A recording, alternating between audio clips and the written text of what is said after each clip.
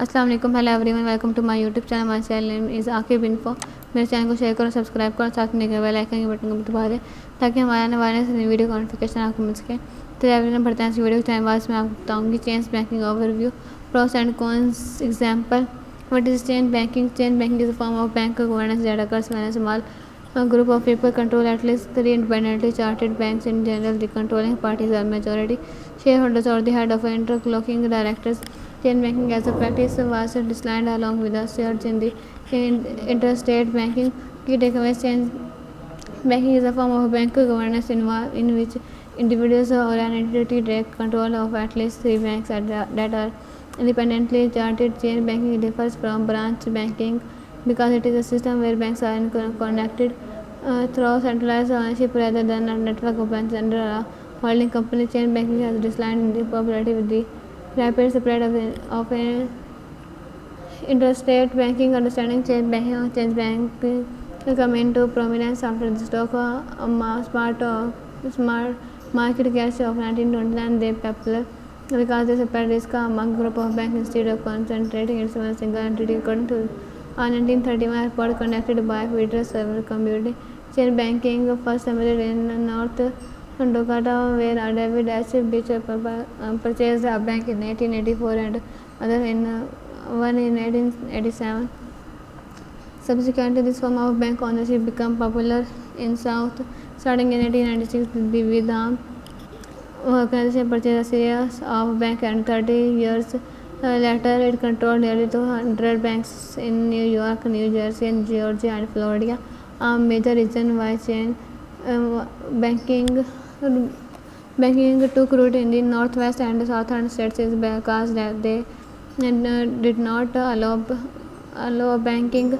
New Jersey became the first state in 1889 to establish legal precedents for the establishment of corporation that has formed solely from the purpose of holding stock in other companies. Banking organizations and individuals took advantage of this law to extend their ownership of other financial institutions. Note: change banking is not like branch banking, which involves conducting banking activities such as accepting deposit or making loans and facilities away from bank home office. It is also called differ from group banking.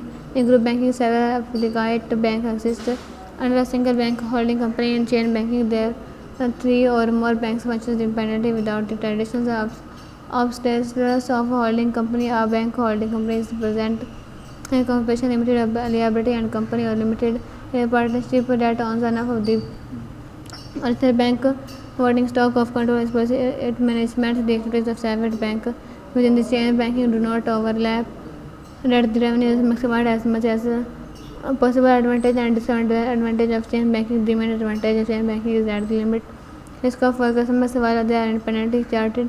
Chain banks are connected to each other through commonality of ownership. This ensures that this risk is spread between multiple institutions and consequently manageable.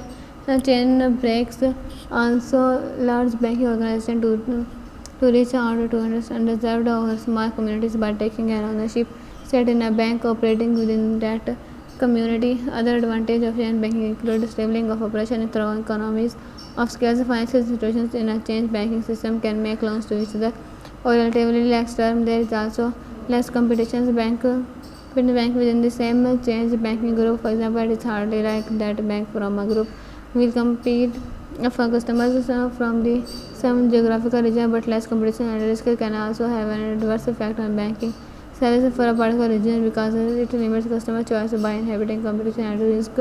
Chain banking can also be lead to centralization of service in the hand of select players. Chain banking vs interest banking grew significantly in the 1980, a time during which several legislatures passed new laws that allowed bank holding companies to acquire out-of-state bank on a reciprocal basis with other states. As noted in the rise in interstate banking has correlated with the rise in chain banking. Interstate banking grew in three phases. The first began in 1980 with the regional bank, which formed when similar independent bank merged to create a larger bank. Following this, The Vehicle Need Trust in Banking and Branching Efficiency Act allowed bank that met capital requirement to acquire banking and other state of after September 29, 1995. हमारे channel को share करें, subscribe करें। अल्लाह हाफिज़।